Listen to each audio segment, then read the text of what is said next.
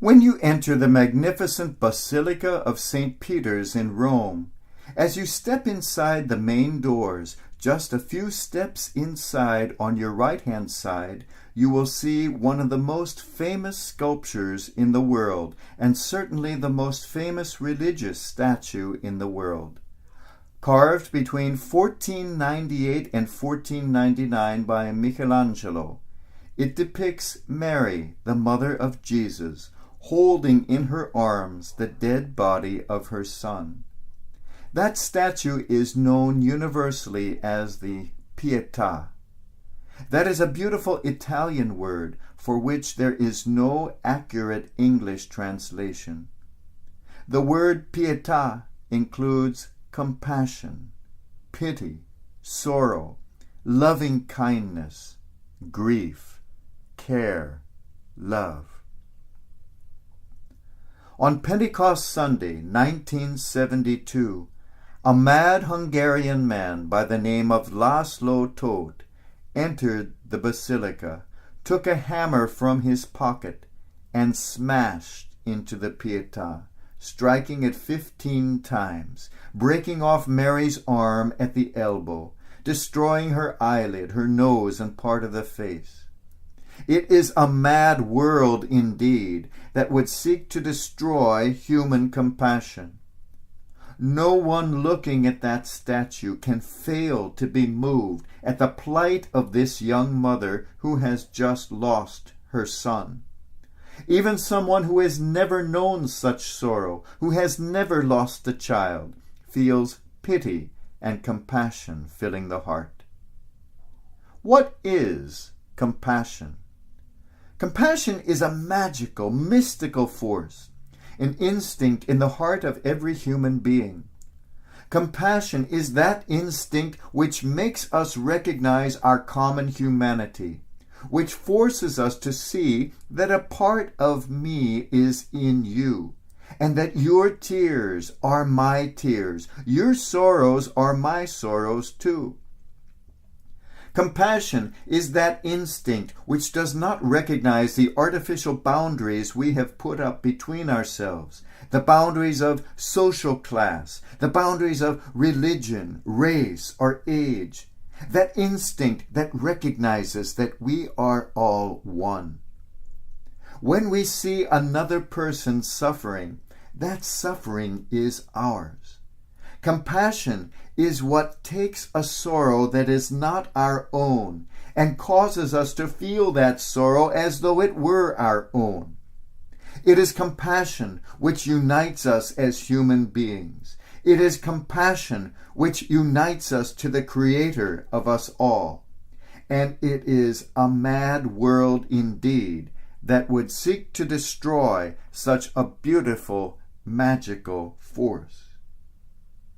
We need only to think of our own country on September 11th, when New York City was attacked by terrorists. It is said that on that day, every person in the world was a New Yorker.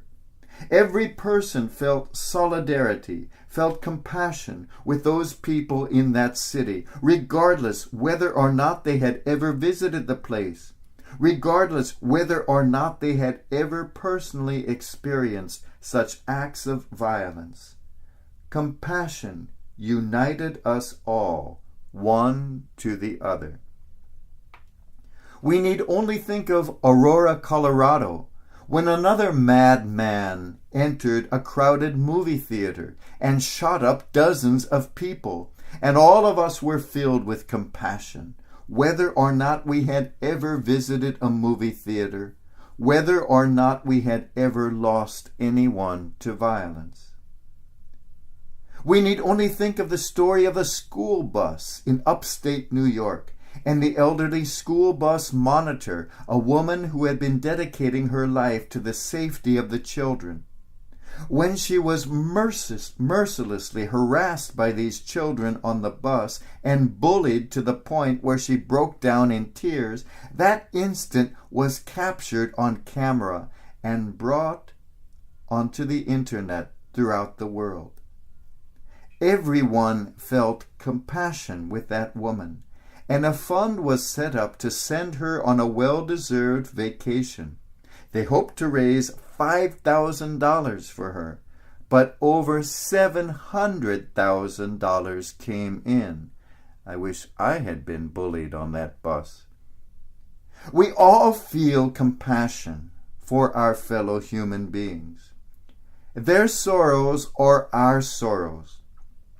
It is said that there is nothing heavier than the weight of compassion. It is heavier even than our own suffering, for it is magnified by our imagination, putting ourselves into the place of that other person, and it is prolonged by 100 echoes in our heart. So much does compassion weigh us down. But compassion does not stop with making us feel bad. Compassion moves us to action. The great American educator Horace Mann once said, "To pity distress is but human. To relieve it is godlike."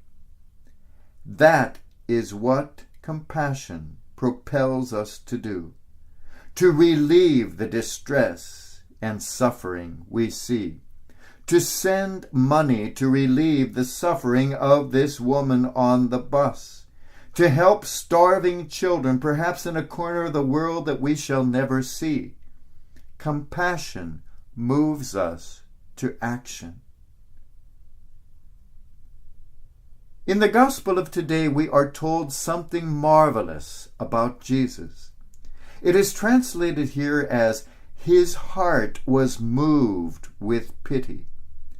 But the original Greek word used is a very remarkable word that exists neither in classical Greek nor in the Greek version of the Old Testament.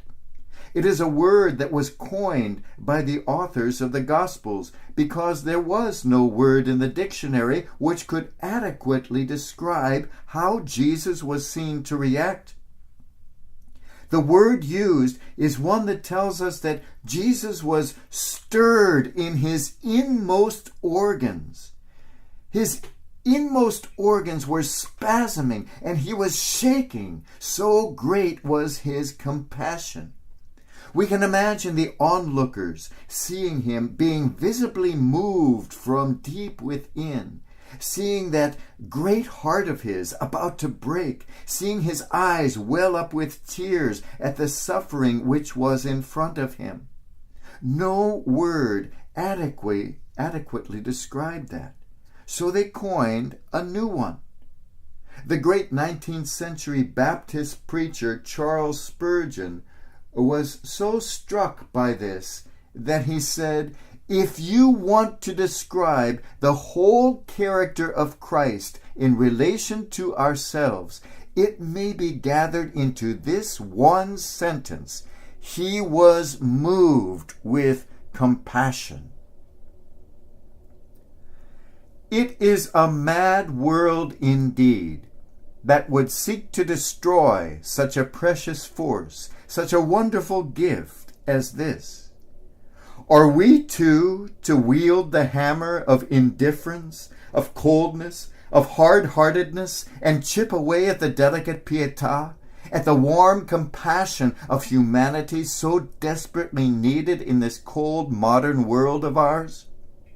Or do we rather dare to recognize in one another our common humanity, our common pain, our common suffering, and allow ourselves, like the Christ, to be stirred to the inmost depths of our very being?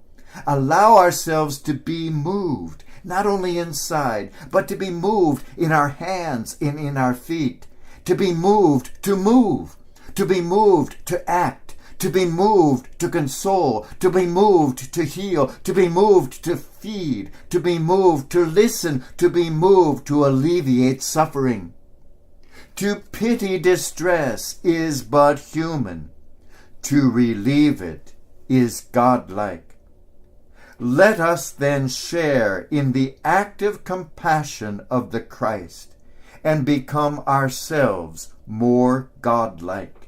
Let us not destroy, but rather sculpt a new world after the loving heart of God.